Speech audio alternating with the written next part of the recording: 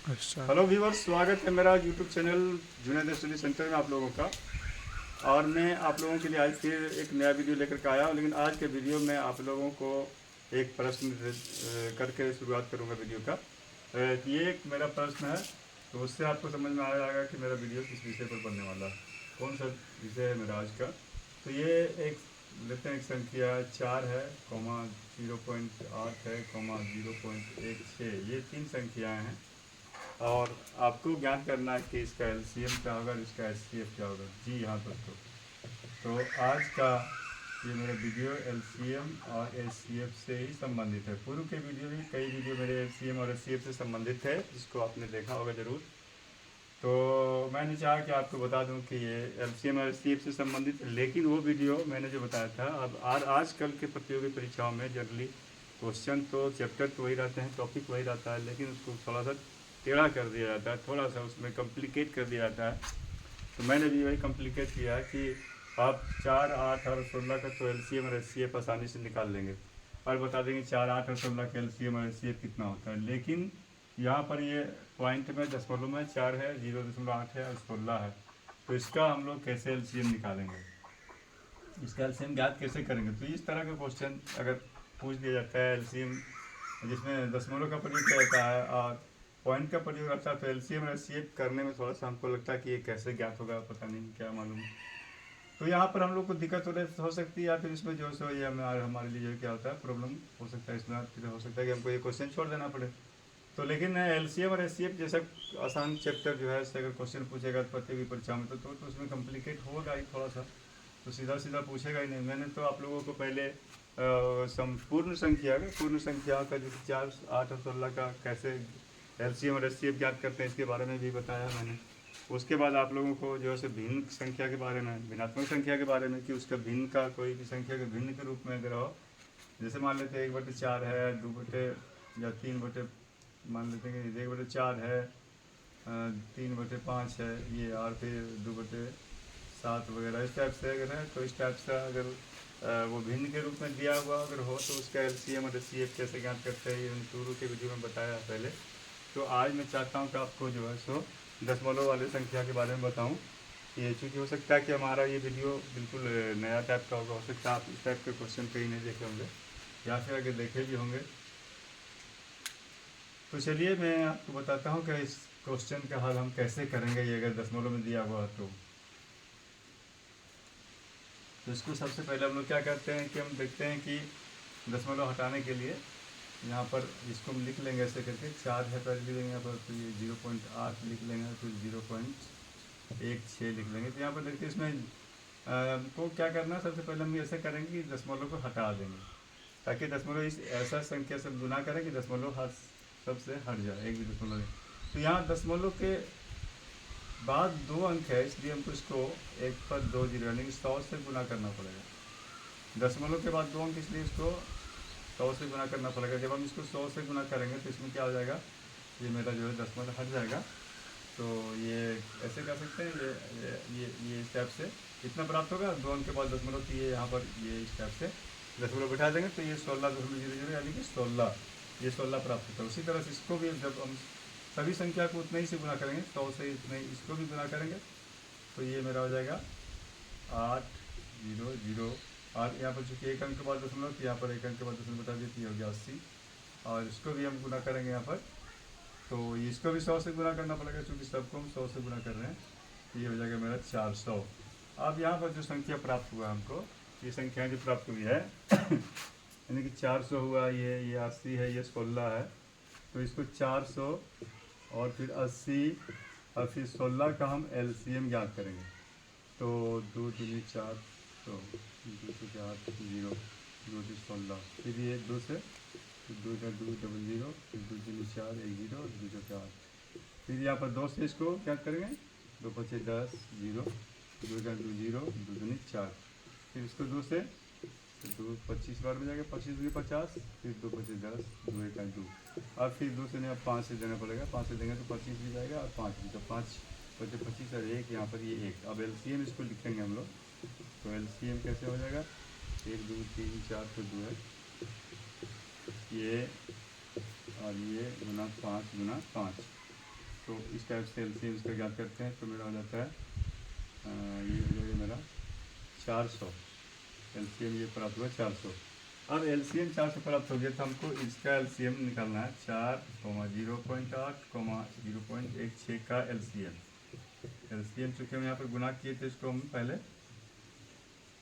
हम लोग गुना किए थे पहले 100 से गुना किए थे, तो मेरा एलसीएम प्राप्त हुआ मेरा 400। अब हम इसको क्या करेंगे, 100 से जब गुना किए थे उस समय कोई भी संख्या को रियल जो है तो जिसको हम एक संख्या मान लेते हैं 2 मान लेते हैं, एक 2 संख्या, और इसको हम दूसरे अगर को 100 से गुना कर देते हैं तो ये मेरा प्राप्त हो जाएगा 200। और फिर उसी संख्या को प्राप्त करने के लिए जितना गुना किए थे तो उसमें इसे भाग भी दे देंगे, तो वही संख्या हमको जो पहले जो थी वो पूर्व वाली संख्या प्राप्त हो जाएगी। तो ये 2 प्राप्त हो जाएगा। तो हम इसको 2 से 100 से गुना किए थे सबको, तो हमको ये प्राप्त होता है। फिर जो इसका वास्तविक रूप से देखें तो क्या हो जाएगा इसका एलसीएम, तो इसको हमको फिर 100 से इसको भाग दे देंगे, तो फिर हमको हकीकत में जो होना चाहिए वो इसका एलसीएम में प्राप्त हो जाएगा। ये 0 0 कैंसिल, ये कैंसिल, तो 4/1 यानी कि 4 हो जाएगा इसका आंसर। तो इसका एलसीएम हो जाएगा हमारा 4 हो जाएगा। तो इस तरह से ये मेरा 4 प्राप्त हो गया, एलसीएम इसका 4 प्राप्त हो गई। अब देखते हैं इसको हम एचसीएफ ज्ञात करते हैं। तो इसी तरह से हम एचसीएफ भी ज्ञात कर लेंगे इसका। तो देखते हैं इसका एचसीएफ क्या प्राप्त होता है, कितना मिलता है हमको।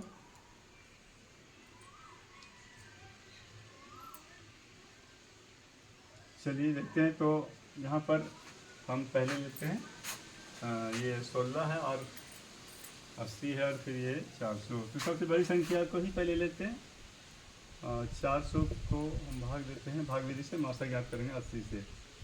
तो 8 25 40 और ये 0, तो ये मेरा कैंसिल हो जाता है, कर जाता है, 80 बचता है। और फिर 80 को हम जो है तो 16 से, यहाँ पर ये 16 से निकालेंगे तो 16 25 80, तो 16 25 80 हो गई है। तो एच सी एफ यहाँ मेरा प्राप्त हो जाता है। इसमें एच सी एफ बराबर ये 16 एच सी एफ प्राप्त हो जाता है। तो यहाँ भी हम वही करेंगे व्यूअर्स कि हम इसमें 100 से गुना किए थे इसको, तो फिर हम इसको पॉइंट वाली संख्या के लिए हम जब चाहेंगे निकालने के लिए तो इसको फिर 100 से हम भाग दे देंगे। तो ये 0.16, तो यानी कि मेरा एच सी एफ जो है वो तो क्या होता है, एच सी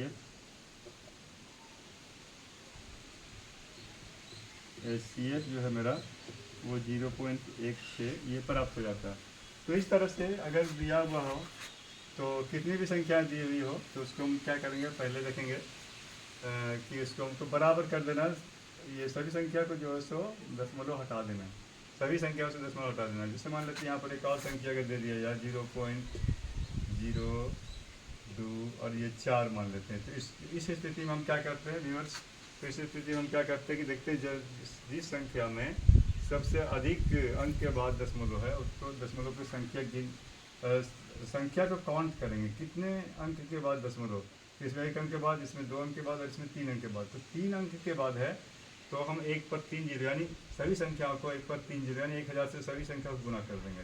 उसके बाद एलसीएम निकाल देंगे और फिर जब एलसीएम जो प्राप्त होगा उसको फिर हम 1000 से भाग दे देंगे, तो मेरा एलसीएम वो प्राप्त हो जाएगा। उसी तरह से अगर इन सब का अगर कहा जाए तो सभी का हम जो है सो 1000 से पहले गुना करेंगे, यानी कि यहाँ 1 अंक के बाद दशमलव, या 2 अंक के बाद दशमलव, 3 अंक के बाद, तो एक जो सबसे अधिक अंक के बाद दशमलव आता है उसी को मानेंगे और उतना 1 पर उतना जीरो, यानी 3 अंक के बाद है तो 1 पर 3 जीरो बैठाएंगे, यानी कि 1000 से सभी को गुना करेंगे ताकि इससे भी दशमलव हट जाएगा। 100 अगर मान लेते हैं कि हम 10 से गुना करते हैं, 10 से गुना करते हैं दशमलव सिर्फ इससे हटेगा।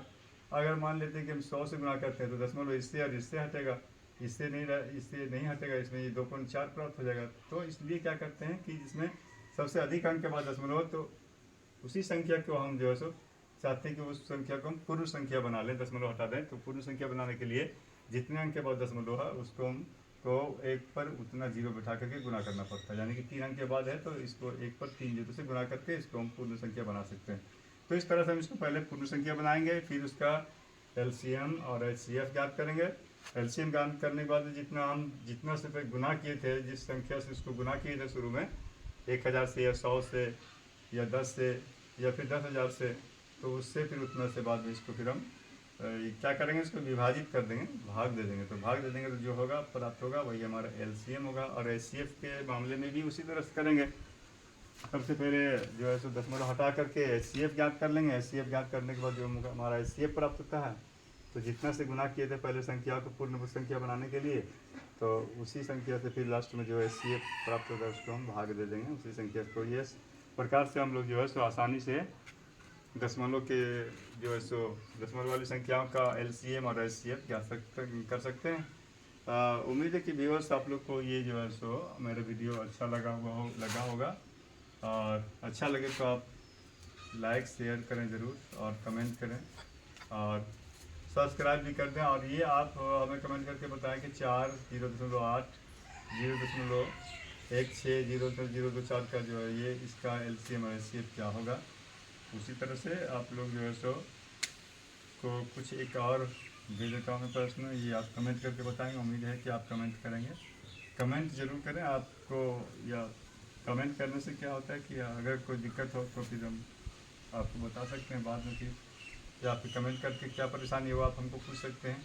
तो हम जैसे मान लेते हैं कि एक संख्या लेते हैं 0.012 0.16, उसके बाद 2.4, ये इस तरह से संख्या हैं। इसका जो है सो आप लोग हमको कमेंट करके बताएंगे कि इन संख्याओं का LCM और HCF क्या होता है। चलिए दोस्तों, तो फिर आगे मिलते हैं अगले वीडियो में, तब तक के लिए धन्यवाद।